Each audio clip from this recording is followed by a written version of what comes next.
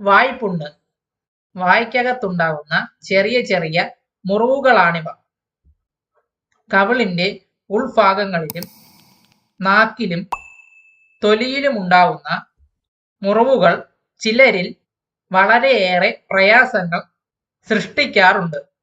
ശരിക്ക് സംസാരിക്കാൻ പ്രയാസമുണ്ടാവുകയും എരിവും പുളിവും കഴിക്കുമ്പോൾ ചുണ്ടുനീറ്റൽ അനുഭവപ്പെടുകയും ചെയ്യുന്നു. വൈറ്റമിൻ സിയുടെ അഭാവവും വായയിൽ പുണ്ണുണ്ടാവുന്നതിൽ പ്രധാനപ്പെട്ട ഒരു കാരണമാണ്. ഇതുപോലെയുള്ള ഹെൽത്ത് ടിപ്സിനായി ഈ ചാനൽ ഇപ്പോൾ തന്നെ സബ്സ്ക്രൈബ് ചെയ്യുക. ചികിത്സകൾ: കരിനൊച്ചിയില കഷായം വച്ച് ചെറു ചൂടോടെ കവിളിൽ കൊള്ളുകയും കുടിക്കുകയും ചെയ്യുന്നത് നല്ലതാണ്.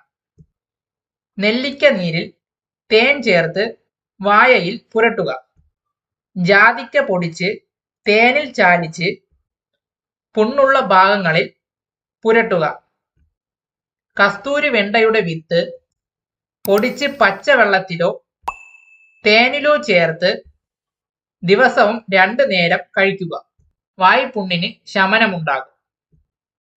കൊത്തമല്ലി കഷായം വച്ച് കുടിക്കുകയും കവിളിൽ കൊള്ളുകയും ചെയ്യുക. ചുവന്നുള്ളി ആവണക്കെണ്ണ കൂട്ടി കഴിക്കുക. ഇരട്ടി മധുരം പൊടിച്ച് പാലിൽ കലക്കി കവിളിൽ കൊള്ളുന്നത് വായ്പുണ്ണ് ശമിക്കപ്പെടും. കടുകും ഇന്ദുപ്പും ചേർത്ത് വെള്ളം തിളപ്പിച്ച് അത് കവിളിൽ കൊണ്ടാലും വായ്പുണ്ണിന് ശമനം ലഭിക്കും.